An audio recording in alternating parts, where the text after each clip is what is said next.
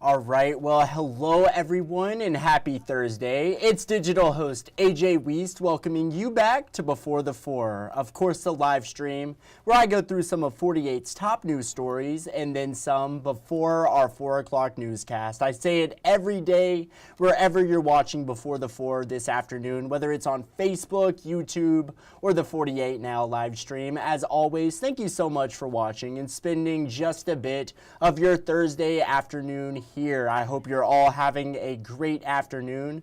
We have quite a bit of stories to jump into, so I say without further ado, we go ahead and start it off. And let's begin this afternoon in Morgan County, where the trial for a Huntsville chiropractor accused of poisoning his wife wrapped up earlier today. Brian Mann was found guilty of poisoning his wife Hannah back in 2022. Now, prosecutors told the jury that the evidence showed his intent to kill his wife. Prosecutors asked the jury to use common sense and find him guilty. Hannah Mann, his wife, testified about being severely sick back in 2021. She said x-rays showed she had a glitter-like substance in her stomach, indicating the lead. Hannah's mother took her to UAB Hospital in January of 2022, where she was put into a medically induced coma until March of 2022. While Hannah was in the hospital, Huntsville's police chief began investigating the case. He received a sample from Hannah's colonoscopy to get tested, matching the lead that was found inside the walls of Brian's office. And 48's Faith Delp has been in court all week covering this trial. She'll have more on what's next for Brian Mann coming up in our evening newscast, so make sure to stick around. Well, now, earlier today, we learned that an Athens man accused of shooting and killing his stepson has been denied bond. Michael Espacito was in court yesterday for a combination bond hearing and preliminary hearing. The judge didn't initially rule on anything, but newly available court records show Espacito has been denied bond and his case was sent to the grand jury. The documents also recap part of the investigation. They show Espacito initially told investigators that he and his stepson, Todd Jeanette, were in an argument that turned violent, and he feared for his life when he shot Jeanette. Autopsy results, however, show that Jeanette was shot 3 times in the back. Investigators also found that Jeanette had been recording the argument, and Espacito can be heard telling him, "It's time to die," quote. Just before shots were fired, court records also show that Espacito was arrested on domestic violence charges in 2021. However, the charges weren't pursued after his stepson left the state. But now we're going to turn over to the weather. The chance of storms remain in the forecast for later today, and rain could be in the mix for the weekend as well. 48 First Alert Chief Meteorologist Brad Travis has everything you need to know as we edge closer to the weekend. Brad?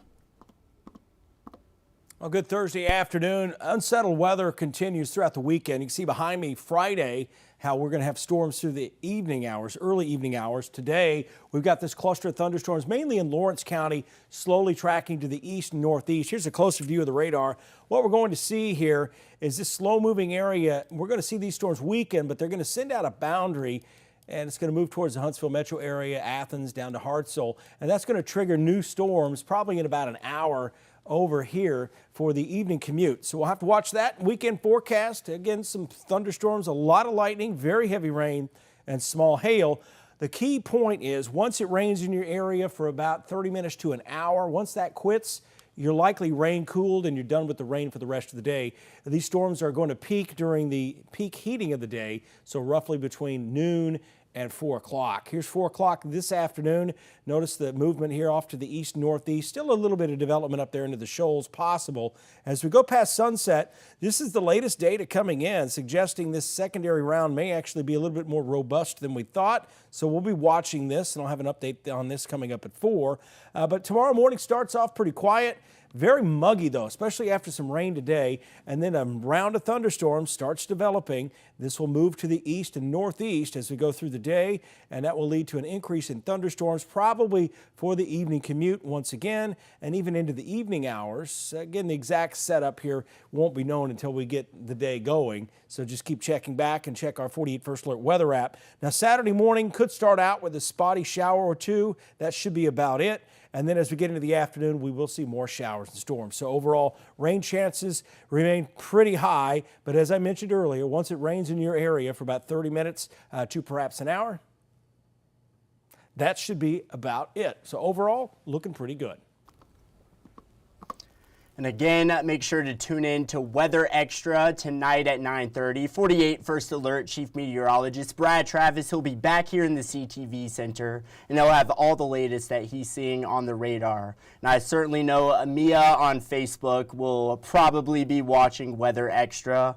Again, that is tonight at 9:30. But now moving over to the Scholes, earlier today we learned that a Colbert County man facing a murder charge pled guilty to a lesser charge this morning. The Colbert County District Attorney says Dedrick Pride pled guilty to a manslaughter charge for the shooting death of 64-year-old Thomas Harrell in Sheffield back on September 26, 2023. Pride was given a 20-year split sentence. His sentence will be split for 5 years in prison and 5 years on probation. Well, Huntsville Utilities customers, listen up. You could be receiving a refund very soon. Huntsville Utilities officials announced a new software system that may come with a refund for some customers. Officials say that as they move to this new system, deposits will be refunded to customers who have an excellent payment history. The refunds will appear as credits on the utility bills for eligible customers during the month of June. Todd Long with Huntsville Utilities said the criteria for getting a refund is not having a blemish in your billing history. Refunds will be up to $100 along with any interest that may be accrued. Huntsville Utilities also said a new app is coming later this summer to help make things easier for customers. Some exciting news there, but now the Huntsville City Council will vote tonight on whether to implement a proposed rate increase to resident sewer bills. City leaders say Huntsville's current system needs major improvements. 48's Nick Ballinger reports on the sewer system and, if approved, what it could mean for you and how much you're paying each month. Let's take a look. With growth in the Rocket City comes growing pain, specifically sewage treatment facilities in desperate need of an upgrade. With the way that multi-residential areas are being built up so quickly, the road system was a concern of mine, and the infrastructure. How are we able to sustain all of this influx of incoming people? The answer faces the Huntsville City Council, raising sewage rates $5 a month. The Director of Urban and Economic Development, Shane Davis, says they've tried to put this increase off for as long as they could. There's infrastructure needs that have to be done to maintain regulation. Huntsville's 6 treatment facilities are about 48 years old. Davis says 4 out of 6 are in desperate need of repairs and upgrades, but residents aren't happy about footing the bill. Anything that costs me more money definitely sucks. I'm not very happy about it, if I'm being honest. Deanna McGee lives with her mother who's on a fixed income, and she works to support the two. $5 extra may not sound like a lot to some people, but the people that are already stretched, it does add up. This rate increase comes after the council already approved a 5% Huntsville utility rate hike last October. I thought that was going to be it right there, but I wasn't even aware of this until today. So Everything's going up. It sucks. Food, gas, utilities, everything. But citizens understand growth comes at a cost. Can't live without it, so got to accept it and move on. If it's something that'll help everybody, I'm all for it. And now recently, President Trump announced a potential cut to the Federal Emergency Management Agency, or FEMA. 48's Noah Cowell reports on what this decision means here in Alabama when it comes to emergency management and disaster relief. EMA directors I spoke to say restructuring FEMA is needed, but what's unnecessary and potentially harmful is phasing it out entirely, which would leave states without enough federal funding to effectively respond to these disasters. President Donald Trump told reporters on Tuesday that FEMA will be phased out after this hurricane season. He says emergency response should be handled by the states. We're going to give out less money. We're going to give it out directly. The governor should be able to handle it. And frankly, if they can handle it, the aftermath, then maybe they shouldn't be governor. Jonathan Warner and Brad Holmes, the EMA directors of Morgan and Lauderdale County, respectively, have had their fair share of issues with FEMA. Sometimes it's taken a long time for funding to get to the victims. Whereas in other cases, all counties in North Alabama will meet the threshold in uninsured storm damages to receive federal help, but the state as a whole will not. As a result, no one got any assistance from the federal government. So I think we've recognized for a long time that FEMA is broken.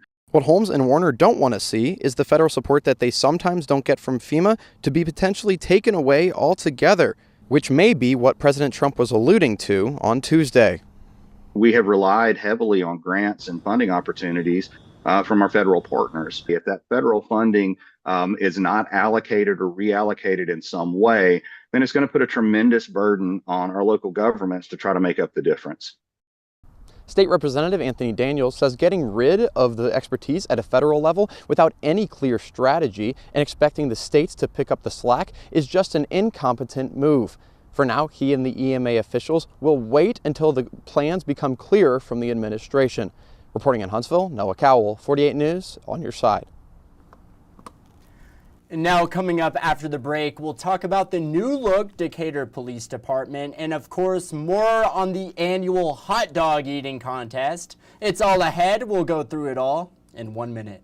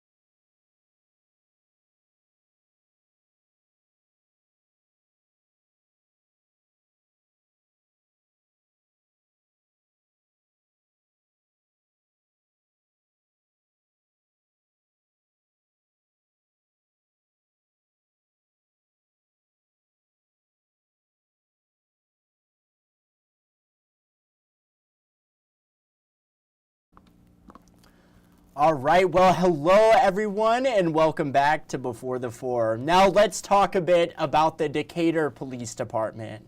After newly appointed Police Chief Tory Mack was sworn into the role last week, he has now appointed a Lieutenant Chief to take care of some things. A new role in the department. 48's Callie Niche yesterday sat down with both Chief Mack along with Deputy Chief Eric Stitcher.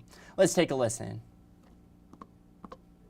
The last 2 years, it's been a nightmare. That nightmare centers around the police shooting death of Steve Perkins in 2023.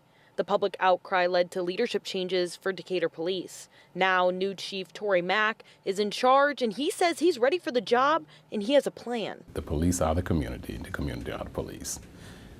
We've gotten away from that.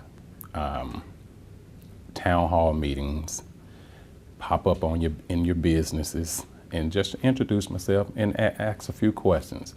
As your police chief, what are your expectations of me? Matt comes to Decatur from Birmingham, telling me he wants to have old-style, fruitful dialogue with the community. That's why he brought in soon-to-be Deputy Chief Eric Stitcher. I'll be handling the day-to-day operations of the Decatur Police Department while he's out handling business, bridging the gap with the police department and the community. Stitcher has been Mack's right-hand man for some time now, following him from the military to Birmingham Police and now to Decatur. The tensions are high. Do you feel ready? Well, I'm ready. Excited, honored to be here. I'm ready to walk into the front door on my official day on Monday. The two lawmen, with a history of working together since 1989, say they'll work hand in hand to make Decatur a better place. Our job is stressful, but we have to be intentional. We have to police ourselves. We have to do what's right. Reporting in Decatur, Callie Nice, 48 News, on your side. And now we got to talk about it, not this weekend, but the next. The third annual hot dog eating contest is coming to Monrovia Elementary School. There'll be so much you can do and plenty of entertainment, including a dunk tank, fire trucks, and other cool vehicles for the kiddos, and of course, eating an unlimited amount of hot dogs. What's better than that? Not a whole lot. And what's more, it's all for a good cause, as proceeds go directly towards benefiting Next Step Farms. Entrance is just $2, $5 to compete, and it's all starting at 10 a.m. on Saturday, June 21st. I recently spoke with Robin Kramer with Next Step Farms, as well as Tasty's restaurant owner, Steve Middlebrooks. Take a listen to a little of what they had to say about the event. So talk about last year. It was obviously a success last year at the Monrovia Community Center, and this year you moved it to Monrovia Elementary. Yes, AJ, we had a lot of success at the Monrovia Community Center last year, and we moved it back to the Monrovia Elementary School this year because we have better visibility in the community, and we're looking forward to it. It's going to be on Saturday, June 21st from 10 o'clock until 2 o'clock. And we're so happy to be partnered and involved in helping Next Step Farms. Oh, it's a wonderful opportunity. You know, I love this year how so many other businesses are jumping in as sponsors and showing support. It just really shows what the community is all about. My final question, talk about this event and what truly makes it so unique and special and important to the Huntsville community. AJ, honestly, when you get down to it, this lady sitting to my right makes it what it is. What she does at Next Step Farms is unbelievable. What she does with the community, what she does with these individuals with learning disabilities will touch your heart. And I met this young lady a few years back, and I'm like, I've got to get involved with her somehow. And we sell hot dogs at Tasty's, and what about a hot dog eating contest? And let's make this thing happen and see how much involvement in the community we can get, and go with it with Next Step Farms. This event, this is the third year, but the amount of community support that we see coming in and getting engaged and opportunities that are growing from there has been just unbelievable. And you know, one thing's for sure, when your community forgets to work together, you lose sight of what we're all about. Yes, ma'am. So it's a wonderful way to simply just say, hey, I see you. Hey, I see you. And it's very encouraging and validating for us. Yes, it's always a great time speaking with both Robin and Steve, and you can find that full 48 Now interview with more details on the event right now on our website. Just go to WAFF.com, and you can also find it under the 48 Now section of our YouTube channel. But yes, awesome event there. Well, y'all, that is just about all the time I have for today's Before the Four. We didn't quite get to Facebook Fun, which is sad because you all had some super awesome answers. I will be using some of those answers, if not tomorrow, sometime next week for sure. But I hope you all have a great night. Enjoy tonight's evening newscast. And as always, thank you so much for watching. You all have a great night.